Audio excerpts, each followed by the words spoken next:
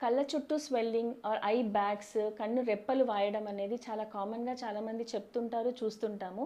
దానికి మెయిన్ కారణం కంటి కంటే ఎక్కువ సిస్టమిక్ ప్రాబ్లమ్స్ ఉన్నప్పుడు వచ్చే అవకాశాలు ఎక్కువుంటాయి. Hi! I'm doctor Keerthi Bavanla, ophthalmologist from Hyderabad. ఈ ఐ స్వెల్లింగ్ అనేది ఒకవేళ మార్నింగ్ నిద్ర లేచిన తర్వాత ఇమ్మీడియేట్‌గా ఎక్కువగా ఉండి, సాయంత్రం అయ్యేసరికి తగ్గిపోతున్నాయా? ఆ విషయాన్ని గమనించండి.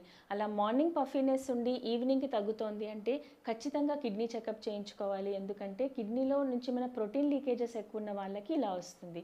ఇలాంటి కన్నువాపు నిద్ర లేచినప్పుడు బావుంటుంది కానీ సాయంత్రం అయ్యేసరికి కళ్ళ కింద వాపు ఎక్కువవుతుంది అంటే మాత్రం పర్టిక్యులర్‌లీ ఎల్డర్లీ పేషెంట్స్‌లో కార్డియాక్ చెకప్ చేయించుకోవాలి. ఎందుకంటే హార్ట్ ప్రాబ్లమ్ ఉన్న వాళ్ళకి ఇలా మార్నింగ్ నార్మల్ ఉండి సాయంత్రానికల్లా వాపు ఎక్కువయ్యే ఛాన్సెస్ ఎక్కువగా ఉంటాయి. చిన్న పిల్లల్లో అయితే బోర్లా నిద్రపోయే పిల్లలకి కళ్ళు వాపు అనేది వస్తుంది.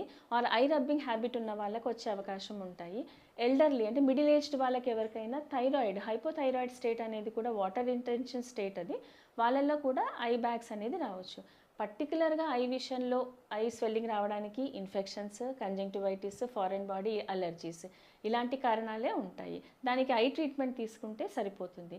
ఇంకా కొన్నిసార్లు మెడిసిన్స్ పడని వాళ్ళకి కొన్ని డ్రగ్ అలెర్జీస్‌కి కంటి చుట్టూ ఒక సిమ్మెట్రికల్ ప్యాటర్న్‌లో 2 కళ్ళకి సమానంగా ఇన్ఫెక్షన్ అంటే అలెర్జీ కలర్ చేంజ్ రావచ్చు ఆర్ వాపు కూడా రావచ్చు. అది కూడా ఒక్కసారి గమనించుకోవాలి.